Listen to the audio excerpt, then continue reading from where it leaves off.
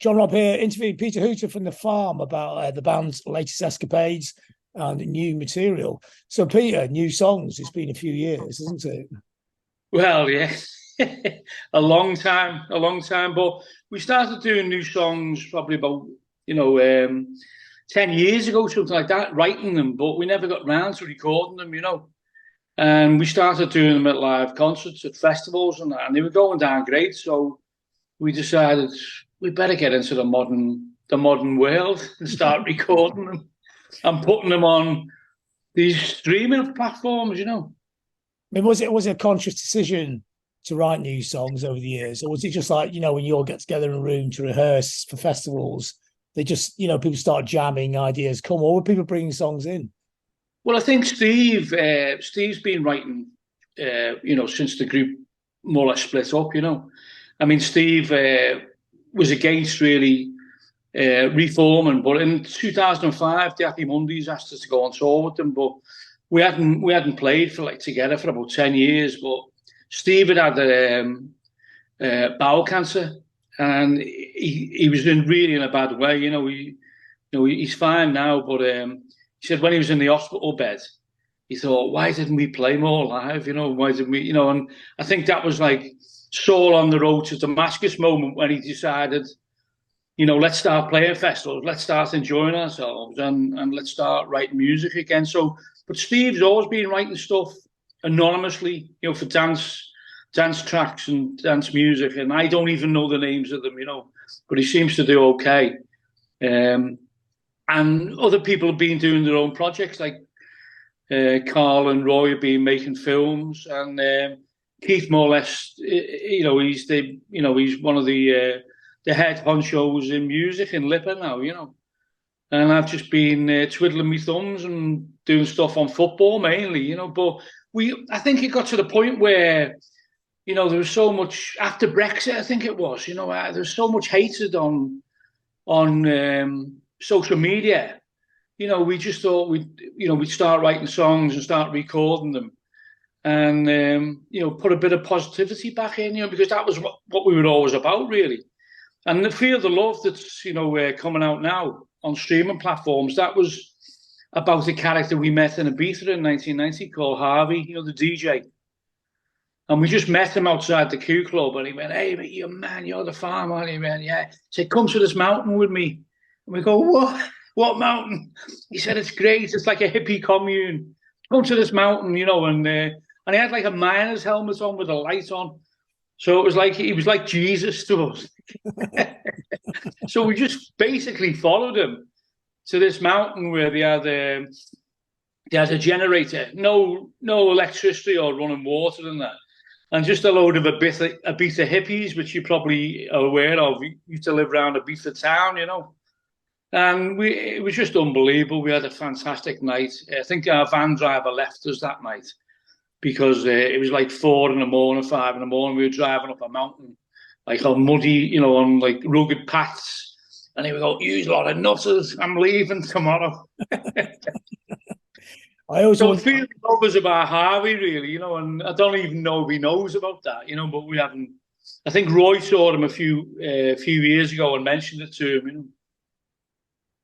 I mean, I always wondered, those guys, those people that were pretty out of it then. Where do they all end up now? Yeah. Well, I think Harvey's still going, isn't he?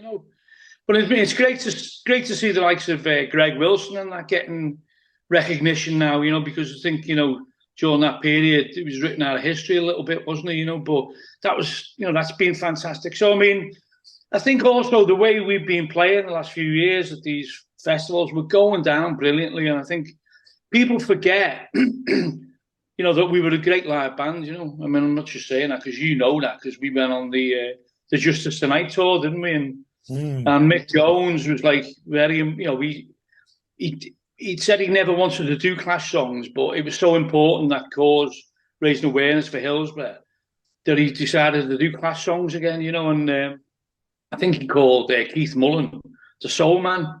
He plays a different lick every night to the same songs, but it all works, And we really enjoyed doing that, Just the Tonight tour, and Was that, I mean, Stone that's Roses. all. Was that like a turning point for you to think of terms, or the band with the longevity, or the band having a bit more of a depth to it, or I just think we enjoyed ourselves more, because we hadn't really gone out to festivals, but because that was so important. So that was 2011, if you remember, and so none of the independent panel reports had come out about Hillsborough, and the inquests hadn't taken place. So it was like it wasn't a very popular movement in that respect, and the very fact that Mick Jones decided to do it. He said, Joe Stummer's with us every night. I know he's with it. We like the spirit of Joe is with us. And it was like, it was an incredible tour, even though it was low key. And it was low key. I mean, it sold out a lot of places, but in some places, it wasn't sold out, but we did 5 or 6 Clash songs, but we also did a few Farm songs and a few Pete Wiley songs, and it was we really felt as if it meant something. I think when we first started doing music, we wanted to change the world. We wanted, and it's idealistic, of course it is, but we were brought up on groups like the Clash and the Specials and the Jam, who all meant something. So that's what we were trying to do. And the Justice Tonight tour, I think, encapsulated that, And of course, no one can forget your Janie Jones on course. of course, When yeah, you diving into the audience, very brave man. yeah, the most important part of the show, yeah. But it did show that music still had a power, didn't it? Like you talk about, there is a naivety when you're a teenager thinking it could change the world, but sometimes it actually does change the world, even changing a small part of the world. And I think Yeah, the empowerment you get from music and the communal aspect of it, which that yeah, talk being scapulated was a help. It did help to popularize the cause outside Liverpool, because outside Liverpool, people sort of forgotten about it, haven't they? that's right. Yeah, I mean that was the whole idea, and the very fact that lots of people in Liverpool knew the truth, they knew the facts, but oh no, Scousers going on again about this, But the very fact that icons like the Stone Roses got involved, and Mick Jones was fundamental, really. And it was, remember the Leon concert in the Roman amphitheatre, and Eric Cantona got up and said, "Should I stay or should I go?" That never got any publicity. There was the Manchester Evening News and the Liverpool Echo covered it. Unfortunately, the only other publication that covered it was the Sun. The fucking Sun took my photograph off my Twitter and put it up as a story. And I got in touch with our lawyers and said, "Can we sue them?" He said, "No, you've put it on social media. They can take whatever they want off social media, But that was fundamental to increasing the popularity of the cause. It was Stone Roses and Mick Jones' involvement, definitely. Hooton Park was incredible, wasn't it? It was biblical, wasn't it? Oh yeah, amazing. We all got great photos of that gig, didn't we? The crowd just goes on forever. Yeah. and actually having a very Liverpool cause at a very Manchester gig, and it worked. Was it quite a powerful experience? Yeah, it was very powerful because we obviously there's a bit of nervousness about what reaction it would get, but as soon as you see Mick Jones in his suit and coming onto stage, and it was transformational, really, in many respects. I was amazed at the reaction of the crowd. It was, and I think that was because it was endorsed by the Stone Roses. I think so people thought, oh, if the Stone Roses are endorsing this, there must be something in this, And I don't think we got one heckle or a bit of abuse, No, maybe when you did you do Johnny Jones at that one? I can't remember if you did. Yeah. You couldn't dive into the audience. I did Rock the Casbah with that one. Oh, Rock the Casbah. I was going to say you didn't dive into the audience because you would have gone into the moat, wouldn't you? I did. I went all the way to the crash barrier. I got to the crash barrier. Oh, right. It was a fuck of a long way. Yeah. But I mean, your reports on it, your daily reports were absolutely fantastic, And I'm not just saying that. Lots of people have said to me since then, They were keeping up to date on how the tour was going through Louder Than War, on your own reports. So it was fantastic, and it made you feel as if, like, there's no, when you can get to disillusion with, hatred on social media, and that reinforced that there's no hatred on that tour.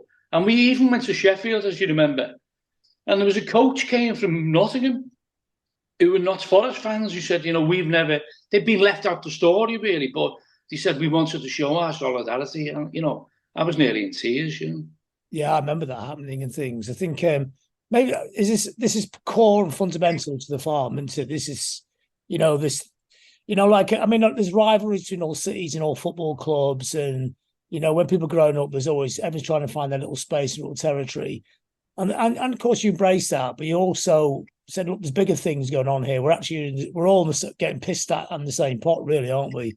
Yeah. I think what we were trying to do, even in 1990, 91, is we were taking the music press to Robert Tressel's grave, the author of Ragged Child of the Philanthropist.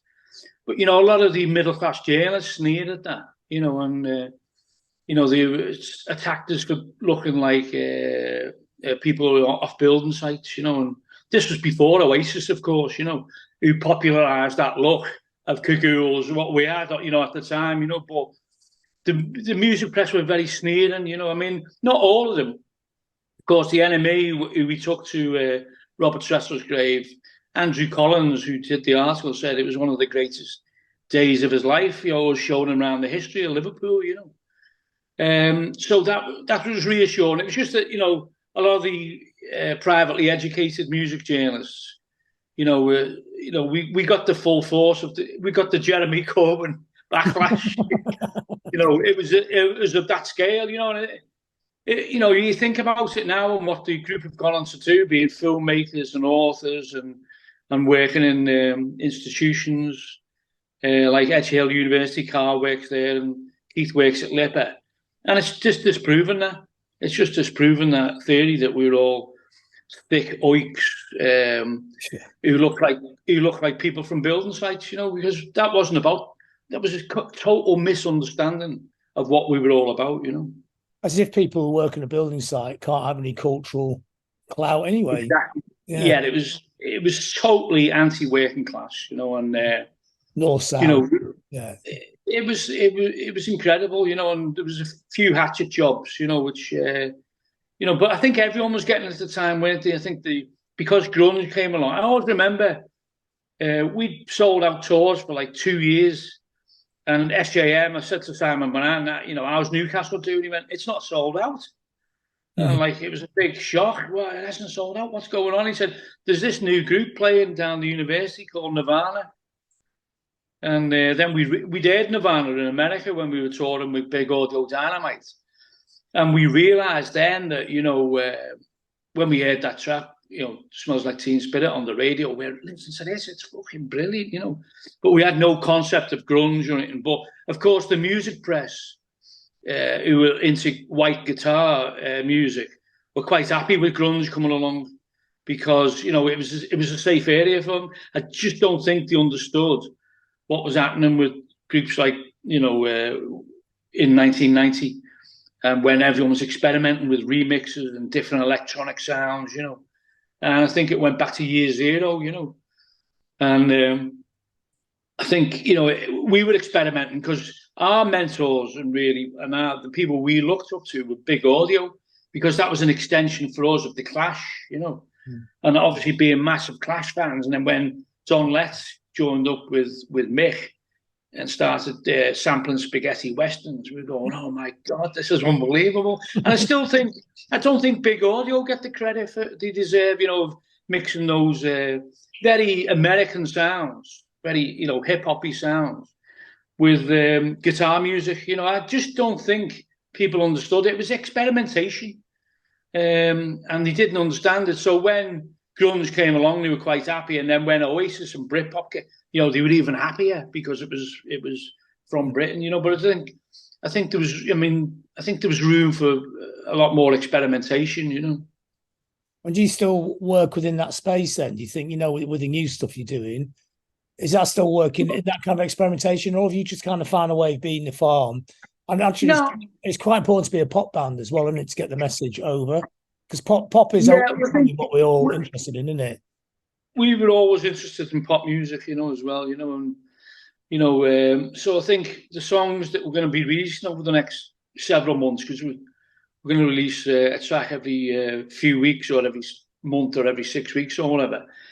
The pop songs, and I think they're going to surprise. I think that's going to surprise a few people, because we've spent a while doing them, and we've got new songs coming along all the time, which even some of the group haven't rehearsed yet, because Steve is just he's in his cave, and when he's not making honey and brewing his own beer, he's experimenting on his computer with sounds, and it's fantastic, and I think it's great to be able to do that again. I think Steve will admit that during 1991 or two, when we were having massive success and we toured in America, he took his eye off the ball in a way, because he thought, this is it, it's just gonna carry on like this. But there wasn't. There was a massive crevice, a Grand Canyon to fall into. Yeah. Which a lot of groups at that time did, and it takes a couple of decades so things get reevaluated, doesn't it? Yeah, I think so. And I think obviously every time we play Groovy Train and All Together Now at these festivals, they go down a storm, and I think, obviously it's people reliving the youth, because a lot of the people at these festivals will be in the 50s, and it was when they were in the teens and 20s, listening to these tracks. But, I think, though, I think you said to me at Ellen Road, didn't you, you All Together Now, it's one of the great pop songs, and so other groups might have might be the darlings of the music press, but they'll never write a song like that, and I think I was having that all day. Well, it's true. That's proven. I mean, there's barely a day I go by without I don't hear that somewhere coming out of somebody's That song again. But it's timeless, isn't it? It's great to have a timeless song in your back pocket, isn't it? Yeah, and it was an important song because of what it meant. It was about the working class of both armies coming together. So that meant a lot to us, And a lot of people go to festivals and they put it on Twitter and say, I didn't realise what the song was about until I saw the imagery behind it, And it's not nationalistic imagery at all.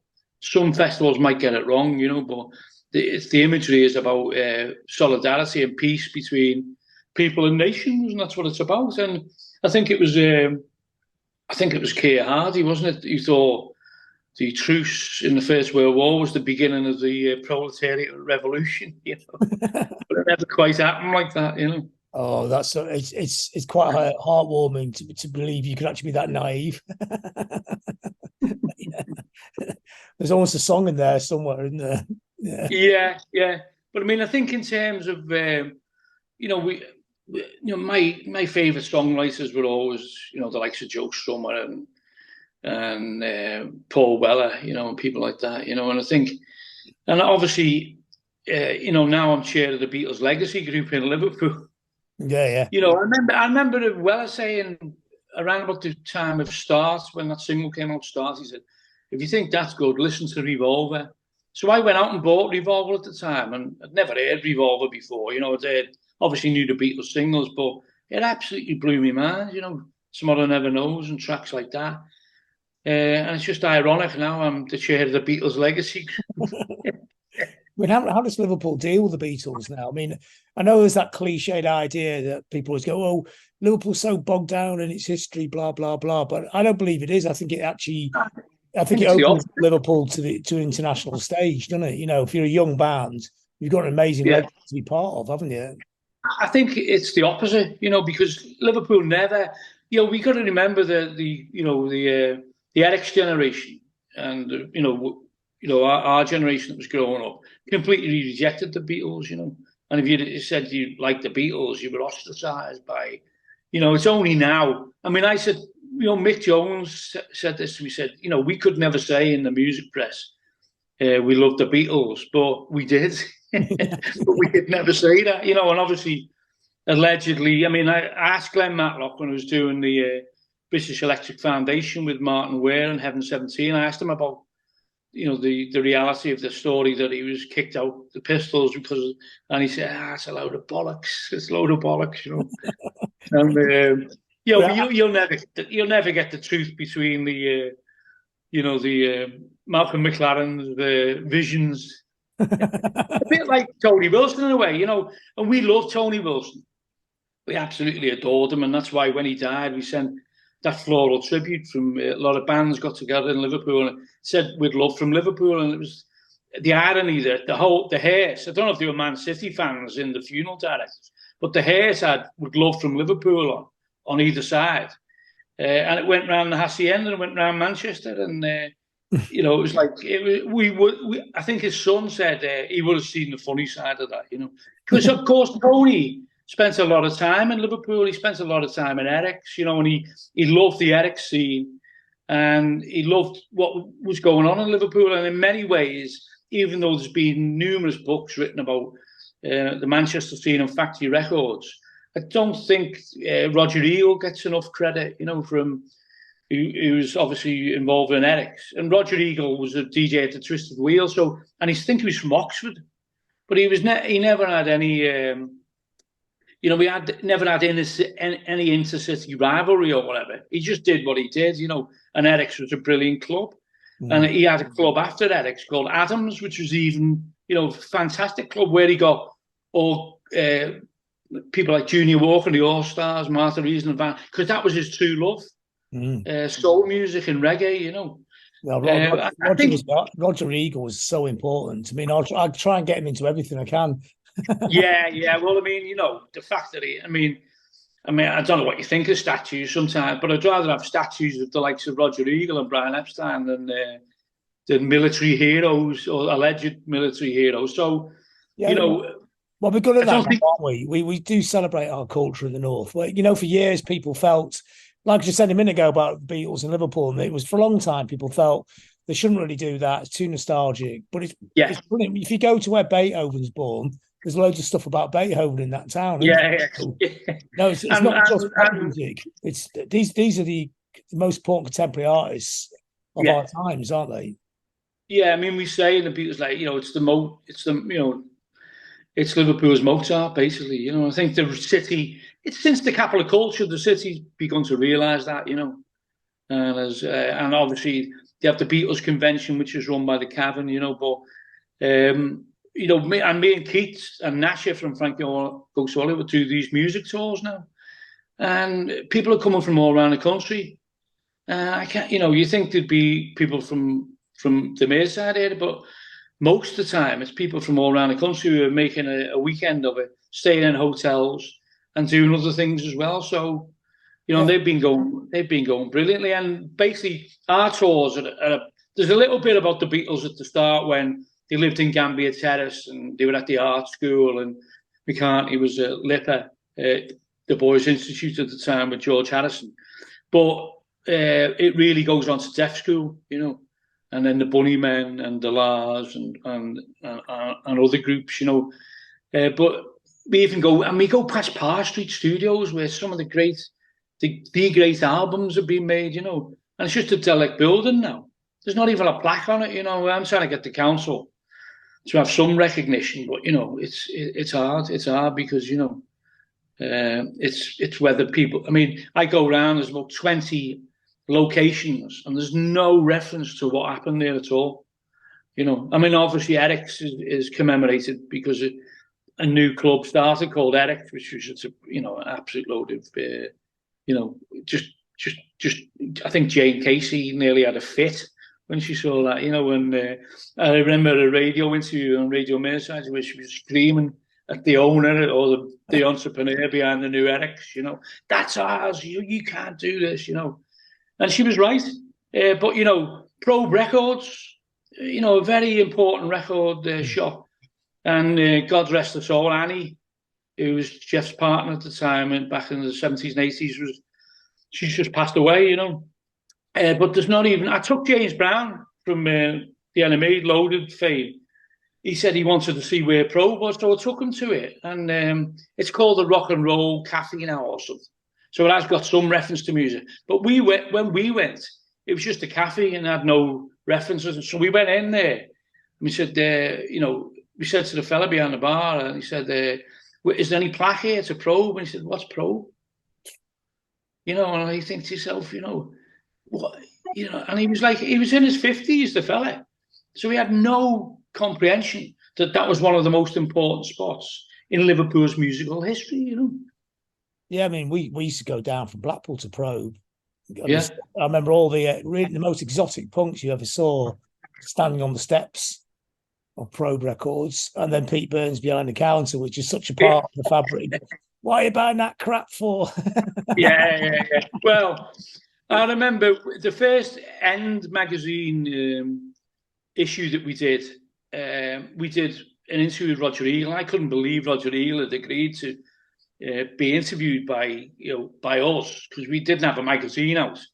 And he said, "Oh yeah, he only had this a new concept going off in a place called the Pyramid, where he put Julian Cope on for 7 nights, and I played, which we went to a couple of them. But it was Cracking Up, I think it was called, his project, and it was going to be a club, and it was like a New York idea, like an apartment area, with warehouses, where there were going to be rehearsal rooms, studios, TV rooms. That was a brilliant idea, but obviously it never got any financial backing. But when we did the first End, we went into Probe, and I said, "Any chance of selling this?" Thinking, get like, "Oh yeah, you got to fill this invoice in, or throw it on the counter. If it fucking sells, it sells. I said, "Well, what about a receipt? What do you want a receipt for?" It's just how many copies there. Fucking hell, this fella wants a receipt. And it was like, that's exactly what it was like. I was never intimidated by the atmosphere in there, but I just found it funny. And the End was based upon there was a magazine in there which wrote the Royal Wedding, Prince Charles and Diana. And it was an anarchist magazine, and it was hilarious, but it was so over the top. I thought, no one's ever going to read this because they just dismiss it as anarchism. Wouldn't it be great if we had something like that type of humor, that cruel humor that John Lennon always used to talk about, the cruel humor.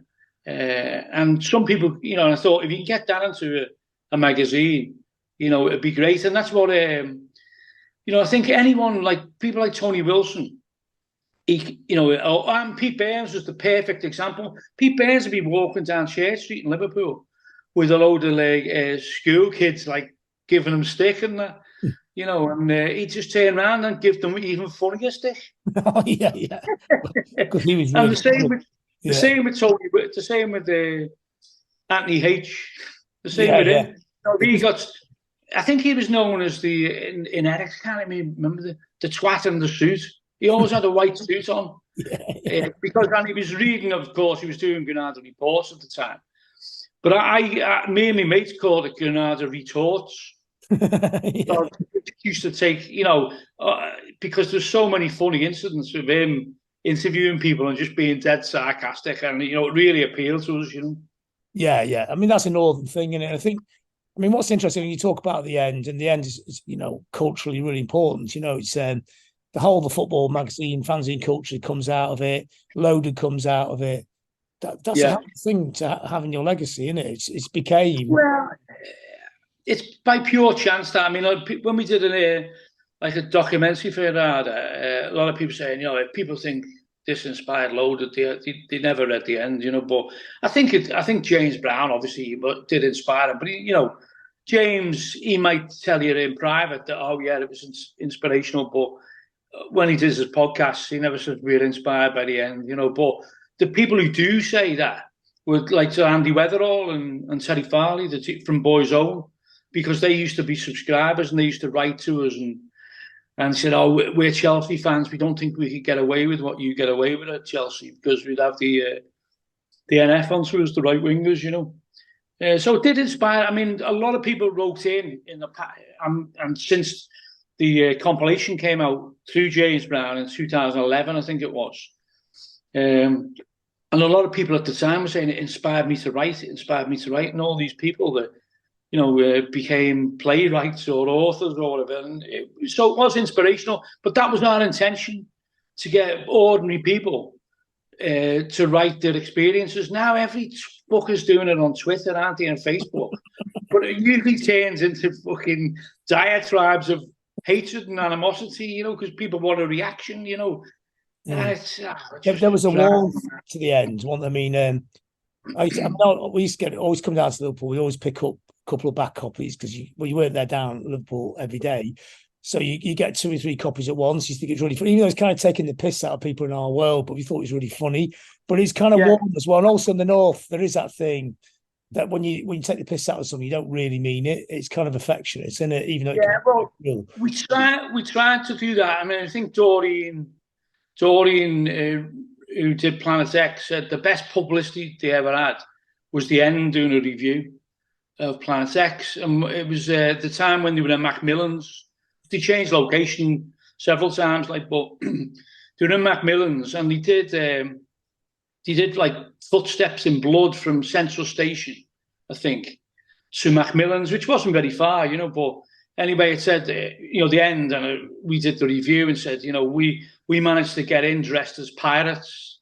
The end so-called scallies got dressed in as pirates and got in. He said the place is full of weirdos. And she said that was the best publicity. You couldn't buy it. Couldn't buy it because everyone was going, "Oh, it's full of," and you've just done the book on goth, haven't you? So, I mean, I think Planet X was important, wasn't it? For that whole. Yeah, I did a whole chapter on Liverpool and Doreen and Planet X and Mark Jones, and it's all in there. Yeah, loads of stuff like Liverpool clubs and bars, which were like really vibrant at the time. But another thing that was is really important is that you always talk positively about the Liverpool Manchester thing, which I think is really key. And I think the bands are always friends, weren't they? They change the dynamic of what the two cities are, and I think we're now moving into that period where the two cities are actually together. We have pop culture mayors, Steve Rotherham and Andy Burnham. We're basically used to go see your band play, aren't they? So it's actually become a reality now. I went to a bizarre DJ battle of the DJs between Andy Burnham and Steve Rotherham, and I couldn't believe it. It was like a warehouse full of people, 2,000-3,000 people all going crazy. And what we had to do, and we had to play 3 or 4 of our favourite tracks. So me and Keith got up and played, and the atmosphere was unbelievable. Again, people are watching 2 politicians introduce people like Peter Reid and Rowetta and McCulloch even saying that, and McCulloch go, "What the fuck am I doing here?" But it was a great, we had a great time. We did it because we know Steve and Andy, and we've got respect for them, and But I must say that the track that went down the best all night was Camel Fat, Cola. I mean, so I think it was probably it was 2-2 up until then. I think we got a sneaky winner at the end, a diving header. Let's see, it still matters. It was a brilliant night. But that Liverpool Manchester thing, we got on better with Manchester groups than we did with Liverpool. You see, we were seen as like the outsiders in the Liverpool music scene because they said they're the twats that did the end. Even though it was only one person, me, who did the end. None of the rest of the group were involved in the end. But I think they felt, we were the Scallies. We're not part of the music scene, and and it was when we played in the Boardwalk, I think the Mondays, and it's a famous time. They all come bouncing in with like bucket hats on, and we thought they were trying to lure us to a pub to beat us up, but they were genuinely friendly. Yeah. And Bez and we'd heard about them obviously from various people. But they were going, "Oh, we love the farm, and we saw it on the Oxford Road show, and he was going, if they can do it, we can do it." And Sean Ryder said that to me in the past as well. But then we invited them over to Liverpool, and so they played at the Picket, which was a brilliant venue, and there was about And we'd get usually 200 to 300 people at our gigs, in those days, in the 87, something like that. And anyway, the Monday supported us, and this is on my music tour as well. And we were in the bar of the Flying Picket and saying, look, there's this great group on from Manchester. Go up and see them. And I was selling the end that night as well. And they're going, fuck off, not going to see a load of man. That type of attitude. And going, no, go and see them. There's probably only about 20 people went up to see them, But now it's, lots of people said they saw them, but they were loud. I think Carl was up there. I was up there, but it was probably the loudest band that we've ever heard in the Picket. It was just unbelievable. But it was a great night, and then we didn't really come across them again until we saw them on Top of the Pops. And they were all over the music press, But I think we had that association with them, and we got on with them. We played with a certain ratio as well in the state back in the day, So we had a decent relationship, with Manchester bands. I don't think there's not many Liverpool bands probably liked us, which we didn't mind, didn't bother us, But I don't know what they thought, whether they thought, oh no, but when we walked in to bars like, by rehearsal rooms, the place would go silent. Maybe they thought we were nutters. I don't know. Maybe they looked at Keith Mullen and thought, "Oh my God." Well, he wasn't nutter, wasn't he? He was very misunderstood, Keith. Because he used to wear those hats. But he's absolutely brilliant guitarist. As I said before, Mick Jones said he's proper. Keith, you're a soul man.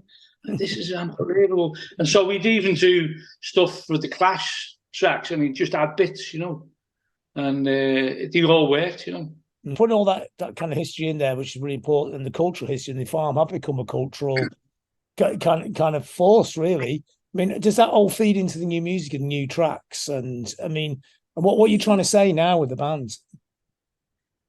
Fuck you. Go back to being a teenager. We've changed. We don't want solidarity anymore. It's fuck you generation. No, I think it's about still having a good time, and we've got certain. I mean, there's a track coming out in the future called Moments in Time, and another track called Let the Music, and it's all about still having a good time, but with a message. And I think I'm doing a podcast. I mean, Richard Herring.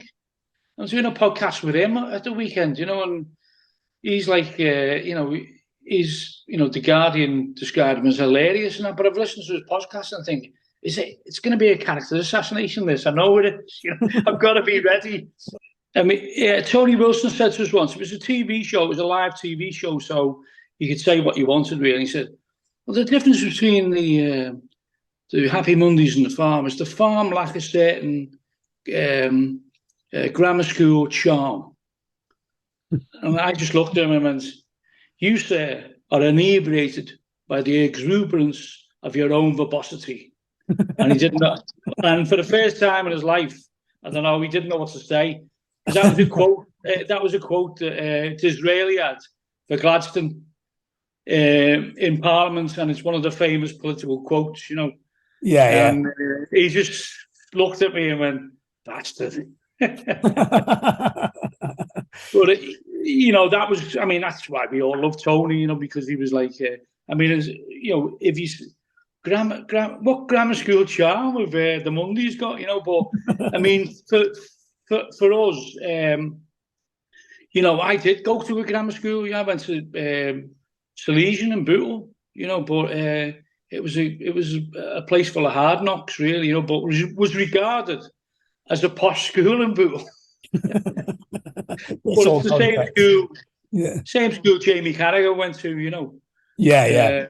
I went there because I wanted to go. It had the best football teams. We used to play a load of teams from Manchester, Pars Wood and people like that, And I remember once PE teacher, I put when I was playing in Manchester, I felt tip Liverpool FC on my arm, And the teacher went, "Yeah, Peter, you're the captain. You should be showing an example." And he made me go in front of everyone and rub it off in the toilets, you know. And I still see him now and again. You know, he became the education officer for Everton.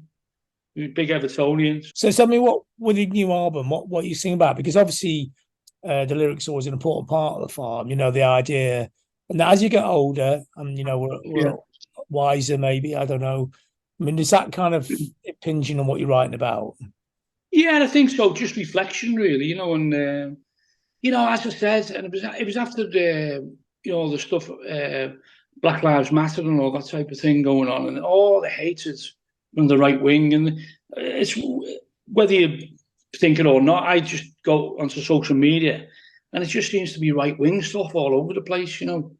So it was like that was an inspiration to write lyrics that were, you know, not particularly left wing or whatever, but just about working class culture in the UK. I think people forget about that, you know. You know, they forget. And we did a great podcast with. It's on YouTube as well with Mark Lewison, you know, the Beatles expert, and it's about the black influences on the Beatles.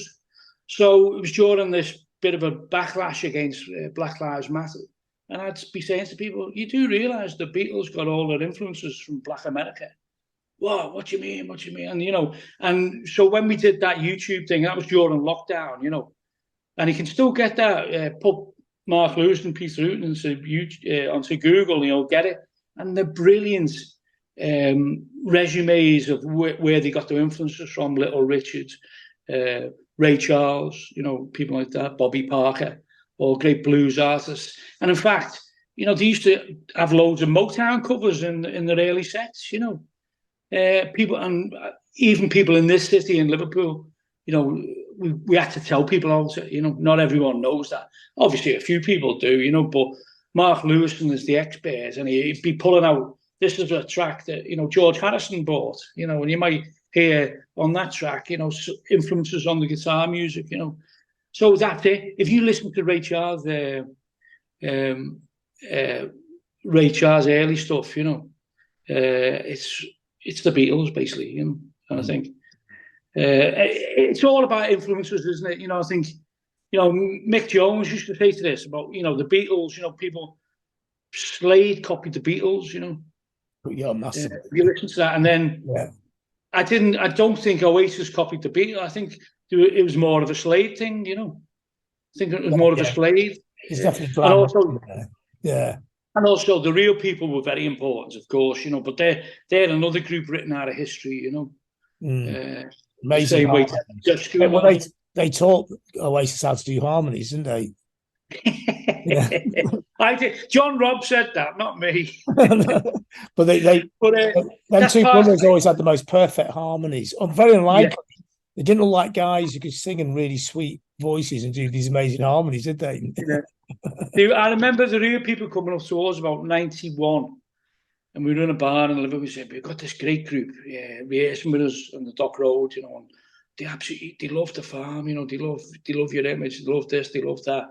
Can you get them on your tour? And we already had a tour sport called Top. I don't know if you remember Top. No, I remember Top. Yeah. And we said, well, we've already got a tour support. So we never heard anything more about it. And then the first interview Oasis ever did in the Vox, I think it was. It's done by a girl called Lisa Verico. Yeah. And I think Kevin Sampson had a bit of a run-in with Lisa when she was on our tour bus following us around Europe. And I think she had to leave the tour bus for whatever reason. I can't even remember. But anyway, in this interview, they said, oh, you know, our pet hate is the farm. They think that the Beatles, we go, what are they on about? We've never mentioned the Beatles, you know. But we never mentioned them. But they said, and we made Alan McGee take down a poster of the farm before we signed to creation. And that. So we've asked Alan about this. He went, why would I have a poster of you in a creation office? You had your own label, you know. It doesn't make sense. So, you know, it's just an apocryphal story, another one, you know. But, like all those, isn't it? Yeah. Yeah, but I think Jane Casey described it, not to me, but to Carl Hunter. She said, looking at it now, you know, the farm or the working class Blair, you know. Steve's doing his honey, brewing his beer. Roy's doing absolutely brilliant films, and great success. And, maybe not, household names, the films, but really critically acclaimed. Sometimes Always Never was directed by Carl Hunter, and that was Hurricane Films, which Roy and Sol Papadopoulos are involved in. So, yeah, it's become that, I think we are, it has become, even though we were dismissed early doors as that bunch of twats. You become respectable. We're not going away. We're not going away. I mean, our last, we did probably about 10 to 12 festivals this year, and they've gone down fantastic, and, we've already got bookings in for next year, so we're not going away. And we just thought, we've never really put stuff out on Spotify properly, I mean, BMG, which is our record company for the oldest altogether now, and Groovy saying Love See No Colour and all that, Stepping Stone. That's on Spotify, but we wanted these new tracks on Spotify, and we did do a limited edition a few years ago, Feel the Love, on CD, but no one's got a CD player anymore. Is it going to be an album, or is it you release tracks every 6 weeks? I think we've got about 8 tracks, but it'll depend on whether it becomes an album. I don't know. We're gonna drip feed the tracks and see what the reaction is. See if I mean, it's all changed, isn't it, since we were releasing stuff, properly. It's all changed. We used to do interviews and then get a plugger for the radio, and we're just doing it all ourselves. It's DIY.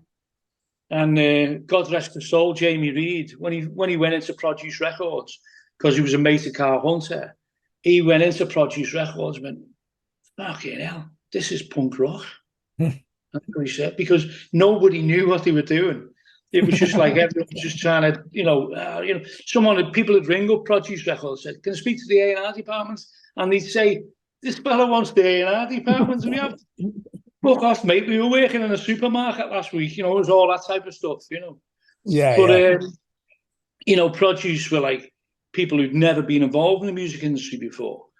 And we were giving them advice as well. But remember Bill Drummond, he went to a seminar on how to become successful in the music industry. At Spartacus was number one, And they must have said, oh, you must know all about it. You must know. Bill Drummond thought there was some sort of maverick behind it, like a Tony Wilson or Malcolm McLaren and that. But it was Kevin Sampson. Kevin Sampson was the real brains behind it all, because he knew the pluggers in London to get, he knew the press officers to get, and his motive was, he said, I just want to get the file on Top of the Pops and then I'll retire. And he did that. And he retired in August 1990. We go, you can't leave us now. We don't know what to do. And there was talk about Charlie Chester from Flying Records becoming involved, because he was promoting the live stuff, but we convinced Kevin to stay on. And Kevin was he was the maverick. And as soon as the band started having their own, we're going to do this, we're going to do that. Like Kevin said, what we've got to do after Spartacus was number one, we've got to re-release Stepping Stone.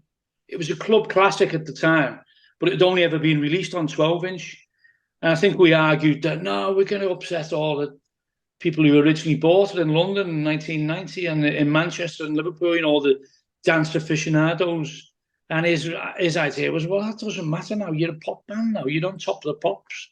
And we argued against him, and that's where it all started to go wrong when members of the band, we started having very strong opinions about what had made us successful and that, Everyone, including myself.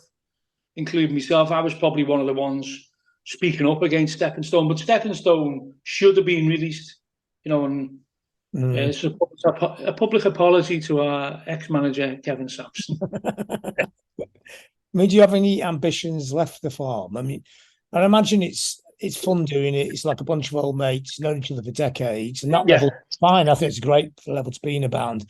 But Yeah, is it like, maybe documenting getting older, the last few decades or whatever, or is it yeah, still a big overriding ambition, that those earlier ambitions to inspire people, the so-called brickies, to make art? yeah. I just think we obviously want to inspire people, and Carl's brilliant at this. He helps bands in Liverpool all the time. Me and him helped Red's Run Club. We give him a bit of advice in the early days, and now he's helping other bands.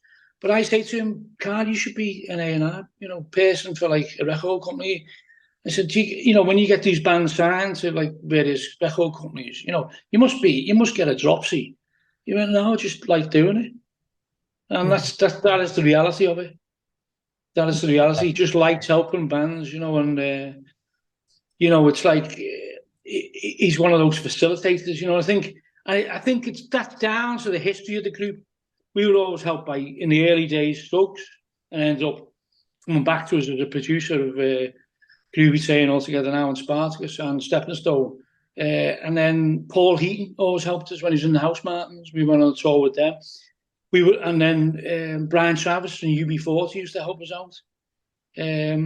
So there's all these, this catalogue of people who was always trying to get us on the road, and John Peer was important, in that respect, and Janice Long, God rest their souls. But I think, looking back on it now, I'll take a bit of criticism off a middle-class journalist who's educated at, private school. If the fact that Summer liked us, Mick Jones liked us, Suggs liked us, Paul Eaton liked us, there's a cast, and Paul Weller liked us, I met Paul Weller last year when he was in Liverpool, and we had a coffee, and he was saying his son's he's a Chelsea fan, but he said his son's a massive Liverpool fan, and we were in the hotel where Liverpool team left from, for the home games. So we did a FaceTime with Klopp. I just knew one of the people said, any chance of getting a FaceTime? Oh yeah, we'll sort it out. And he did a FaceTime with Weller's son, Klopp. Going, happy birthday, it's Jurgen Klopp. I think it was his birthday or something, So we can live with all that, we can live with that. And but I still think I don't know, one of our big ambitions is probably to do festivals like Glastonbury, which we've never done. I think we were offered it around about 1991, but we were going to America in 91 with big audio, you see, so we never actually made it, There's definitely space and stages you could play there. Yeah. Yeah. Well, I did last year. There's a DJ at the Stonebridge on a Thursday, and Greg Wilson was on DJ as well. But they always end one of their sets with All Together Now. Not Greg, but another group called the Baggy Mondays, and they've always asked me to go along and sing, and I didn't want to go without the group. It felt a bit like, no, it's Peter Hooton solo kid here. I've done a bit of that with the British Electric Foundation, but they were one-offs. But during lockdown, I told people, like, for a few years they've been asking me to do it, and everyone's going, "Well, why didn't you do it?" I said, "Well, I didn't want to do it without the group, I didn't want to do it." But in the end, last year I did it, and I nearly missed it. I couldn't find the fucking place. No one knew where the Stonebridge was, even though it's dead popular. But as you know, Glastonbury is like a city. Yeah. So, lots of the staff that weren't quite aware where it was. I was running a bit late, and I had to someone had to put me, one of the organisers, on a beach buggy.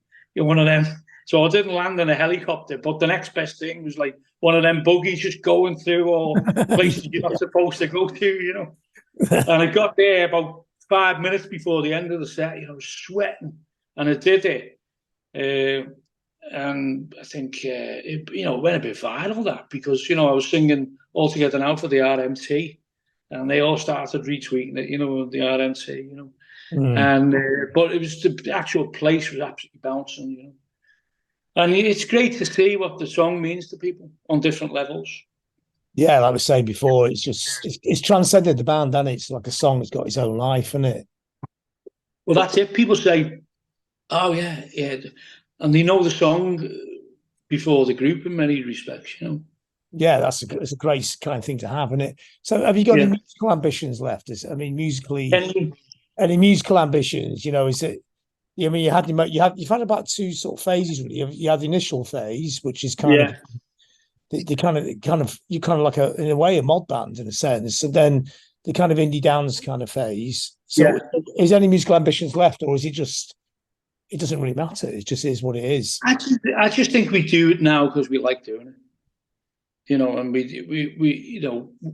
we love doing it, and we love playing. We love playing festivals, and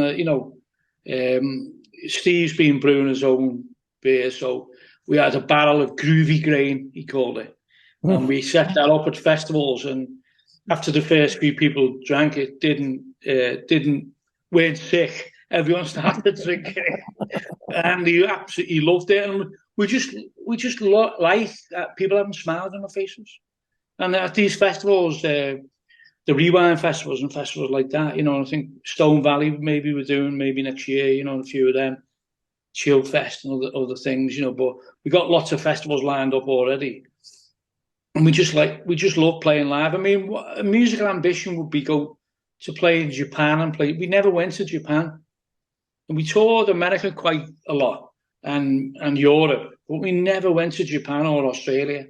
So if anyone's listening to this and wants to go to Japan, because you go onto TikTok and that, and there's all these Japanese groups covering Groovy Train. Well, then you just get in touch with them, surely, don't you? I don't know. I don't know the first thing about TikTok. I'm sure you're an expert. I know I about mean, it. Yeah. one of my relatives was in town the other day, a couple of my uncles, and it was just scouser going around, where can I get chicken and coke? Chicken. Andy Mitten always says that, the United We Stand fella. Chicken, the way scousers say chicken. So he's exaggerating the chicken, and me two uncles going there, what do you want chicken and coke for, lads? What do you want? And he said, anyway, let's go to Chili's for the Chinese. They do lovely chicken there. All right. It's had 6 million fucking views. Talking about chicken in by the Central Station. 6 million views. I want to know how you get. Yeah. Fucking insane. But according to Carl, all the record industry now is TikTok's that's all in there. That's going to be one of the major platforms. I'm just getting my head around fucking Twitter. Well, I think TikTok's already on the other side now. There's other platforms beyond it. Is there? Yeah. Yeah. Well, if you're young, you don't want to be on the same platform as your parents. No. That's just like Facebook. That's why all the kids got a Facebook, isn't it? Because apparently the kids are on Facebook to see what their parents are up to. Yeah. So I mean, we're enjoying it. I think if we stopped enjoying it, we stopped having a laugh, because what we always do when we go to these festivals, we find en route, we find a real ale pub it's got good food recommendations. So that's part of it. It's like going to a football away match without any of the trauma of getting beat or anything. It's just great. It's a bit like Last of the Summer Wine now, isn't it? It's a bit like that. But if you see, I don't know if you've seen Steve Grimes' blogs.